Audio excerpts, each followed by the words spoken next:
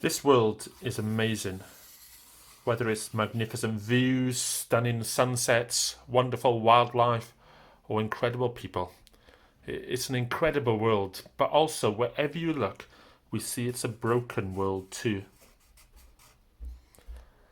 Whether it's suffering or disease or droughts or famine, war, addiction, debt, broken relationships, it's clear that we're a broken people in a broken world. But when God first made the world, this was not his plan. In fact, God had a perfect design in mind. But starting with the very first people, we chose to leave God's perfect design and go our own way. The word for this is sin. And sin is basically anything that goes against God's way and design, and sin is what led to brokenness in our world. None of us like to be in brokenness, and so we try to find ways out. Some of us look towards success. If I'm successful, I'll find my way out of brokenness. Or others think, well, if I can be a good person, or religious, or maybe go to a church, or just be good or kind, then I can get out of brokenness. And whilst these things are good, they don't get us out of brokenness. Others try to drown the brokenness with drugs and alcohol, or maybe relationships. But all these efforts to get out of brokenness by ourselves just lead to snapping us back in, a bit like a bungee cord, and it leads us to more brokenness. But God loved us so much that he didn't want to leave us in our brokenness. So he did for us what we could not do for ourselves. He provided the only way out, and that's through his son Jesus. Jesus came down into our broken world and lived a life without sin.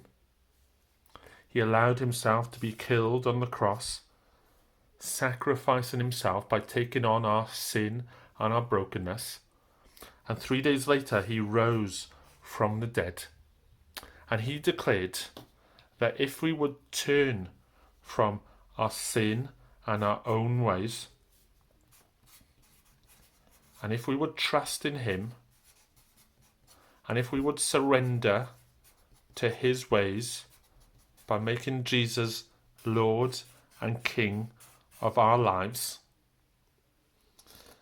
then we would be forgiven and we would be restored to God's design, and we'd be made new. Because when we do that, God comes and he lives within us. And he changes us for the better and helps us to grow in our relationship with Jesus. And he sends us back into our broken world, into our communities, to share the good news with others, so that more and more people can hear how they too can know real life and know God with them and within them. I want to ask, which of these two circles would you say that you're in today? Are you still in brokenness, or are you back in God's design because you've chosen to turn and to trust and follow Jesus? And the second question is, which of these two would you want to be in? Surely we'd all want to be in God's good design. Well, is there anything that keeps you from turning from your way and trusting in Jesus today?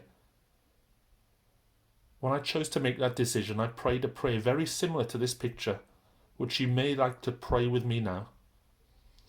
I said, God, I'm very sorry for my sin, that I've left your design,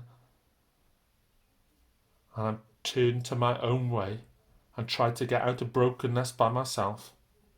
I'm ready now to turn from my way and to surrender to you and trust and believe that you came and died on the cross and rose from the grave so that I too can be restored and forgiven. I want to make you my King and experience your design for my life from now on. Please come and fill me with your Holy Spirit. Amen. If you're watching this and you've just turned and given your life to Jesus, then I'd love to hear from you. My email's on the screen now. You've just made the best decision that you'll ever make. And if you email me, then maybe we can see how we can help you to live this life with Jesus. God bless.